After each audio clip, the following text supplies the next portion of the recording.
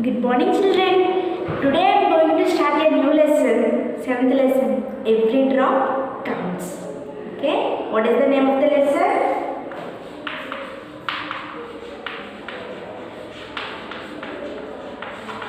Every drop counts. Children, so from this lesson we can learn and we will get more knowledge about the water. Yes.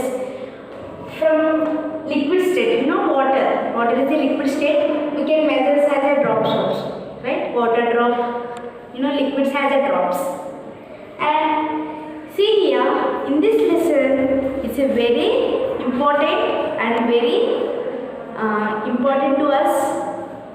It gives a more knowledge to us and it creates a awareness to us. Okay. So open page number 13, children. In 13 page we have the activity, children, 7.1. So here Tuli, the water droplet, is on a water cycle adventure. Sequence the picture what is done for you. Do you know, children, water cycle? First one is evaporation, right? Second one, forming of clouds. Third one, precipitation. Fourth one, the water goes to the rivers or lakes or ponds. Okay? And underground also. Water seeps into the earth. That is underground water or groundwater. So this is about water cycle, children. So condensation, precipitation, evaporation, all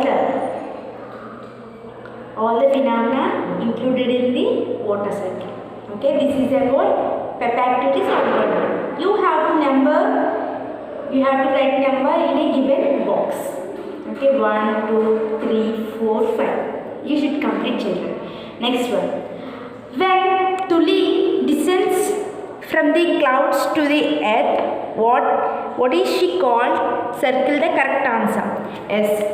The water comes down to the earth. What is that? Is it rain or wind or weather?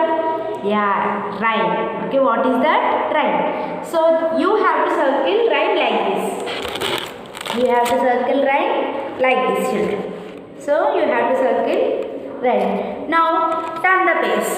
Page number 14. See, children, rainwater that falls on the earth. Most of the water goes to the lakes, rivers, seas and oceans or ponds. Some water seeps into the earth. That is known as a underground water. Okay. Water can available on the in the lakes, rivers, seas and oceans. And in underground also. Water is two types, surface water and underground water. Water which is collected on the surface of earth is known as a surface water. Do you know examples? Lakes, rivers, ponds, ocean, seas. These 5 are the examples of surface water. And water can available in the earth, that means underground. Okay, water seeps into the underground, so we get water from the underground also. Yes, we can get the underground water through the tube wells and duct wells. Okay, and springs. Do you know springs? So these are the examples of underground water. Children, see, water can available on the surface as well as underground.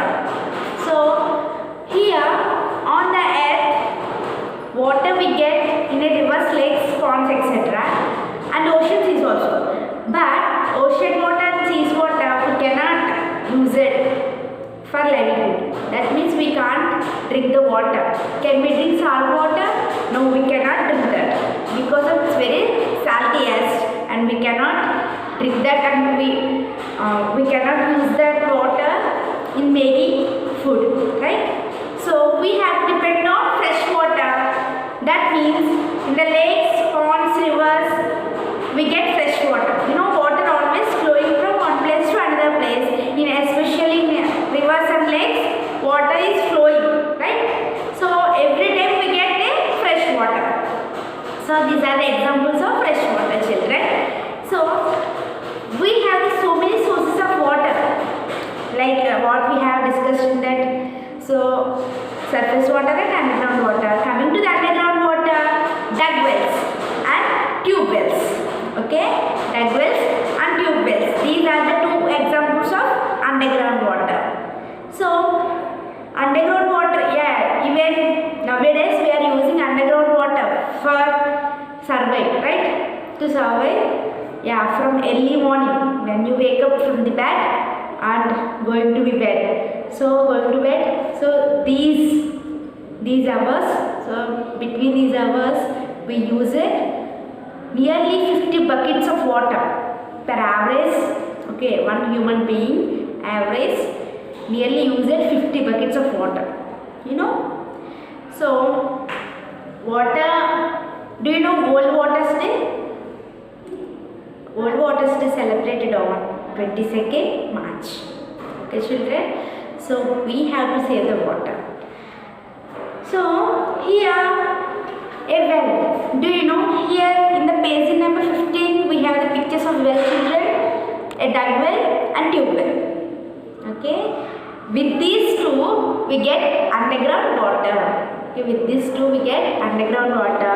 So dug well have the pulley also. We get water using this pulley. Okay. So this is about wells, children. Examples of underground water. So in the next session I will explain you springs and as well as source of water. That means rivers, water, lakes. Okay. The remaining topic I will explain in the next session. Okay. Until you have to underline the new words in the textbook and you have to complete the activity 7.1 and the below questions. Okay. This is your work. You should complete this. Okay. Thank you. Bye.